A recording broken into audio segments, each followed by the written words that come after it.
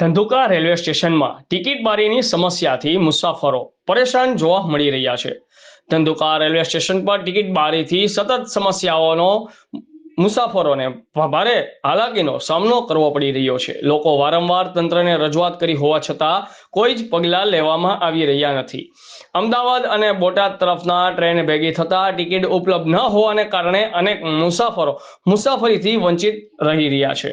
તહેવારના સમયે આ સ્થિતિ વધુ ગંભીર બનતી જાય છે અને મુસાફરોને મુશ્કેલીનો સામનો કરવો પડી રહ્યો છે। લોકોને આ સમસ્યાનું તાત્કાલિક નિરાકરણ લાવવા રેલવે તંત્રની તરફેણમાં અપીલ કરવામાં આવી છે। રિપોર્ટર ઇમરાનભાઈ ગદાઈ, ઇન્કલાબ ન્યૂઝ, ધંધુકા।